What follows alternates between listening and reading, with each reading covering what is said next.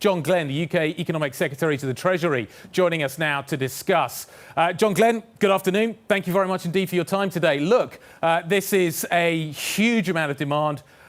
We're wondering what comes next. What does this mean, A, in terms of your expectations for issuing green bonds going forward? I'm assuming this encourages you. What does it mean for the British taxpayer? Well, I think this is excellent news. This is the largest sovereign bond issuance ever.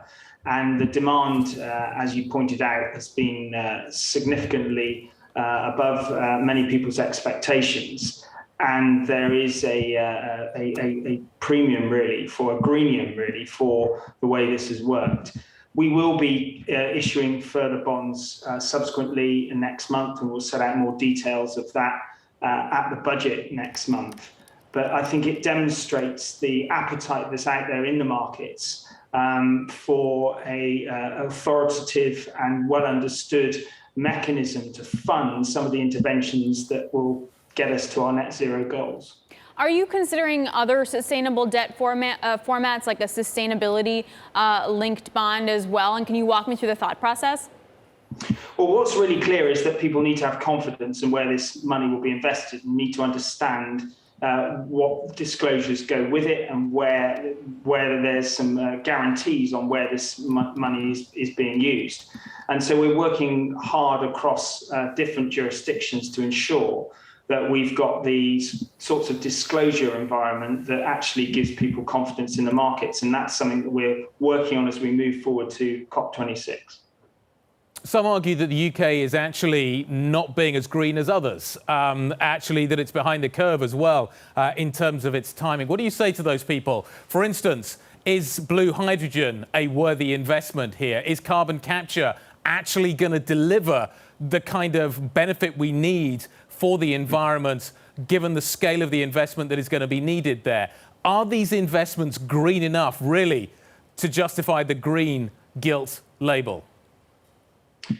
Well, clearly, we haven't been the first sovereign to issue, but what we have done is made sure that when we have done so, people are very clear about what it will be invested in. Now, I recognise that there are discussions about the sustainability of many underlying technologies, but I think what we've got is a consensus on what this means at the moment. We will be making clear disclosures through this process, and people will be able to know where it's going.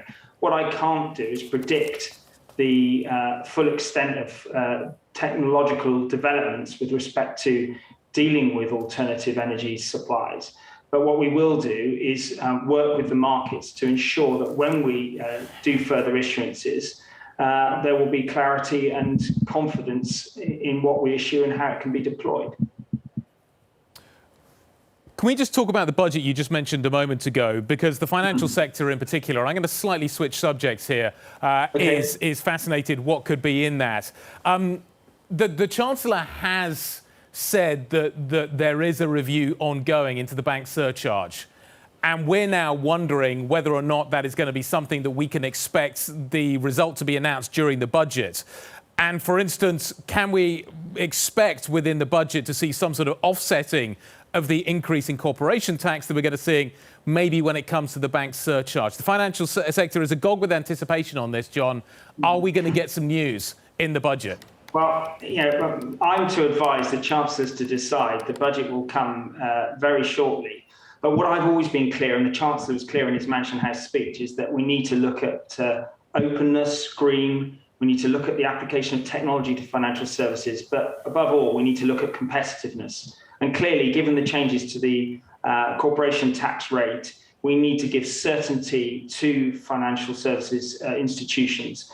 And so I'm working very closely with him to ensure that we can bring that clarity as soon as possible so businesses can plan into the subsequent tax years. But you'll just have to wait and see a few more weeks. We've seen a lot of bankers pack up and move to the likes of Paris, for example. Not that many. I'm sorry? Not that many. Some, a few. What I mean to say is that it's a very competitive landscape, especially keeping talent at home. You guys have a cap on bankers' bonuses, and I wonder if that's a rule that you consider scrapping in order to keep some of the talent homegrown. Well, we've seen modest movements to other locations in the continent of Europe. And obviously, we look at that competitiveness. We look at what is the best framework for us to attract more investment into London. And that covers a whole range of areas. And that's why we've got the wholesale markets review. We're looking at how listings can be done on London markets. We've had a record year for best year for, I think, 7 years in terms of issuance. So there are a number of things that we can look at. But we do that within the framework of high standards. We're not racing to the bottom. We're not deregulating for the sake of it. And I think that's a really important message, that London means high standards, but an open and competitive environment that allows businesses to prosper and grow their global footprint. How much is it going to cost the UK Treasury to keep the lights on in the UK this winter? What effect do you think high gas prices are going to have on economic output? This is going to be a drag not only for the consumer, but also for industry. Well, my colleague, the Business Secretary, Kwasi Kwarteng, and the Chancellor will be having meetings today with energy companies looking at some of the options.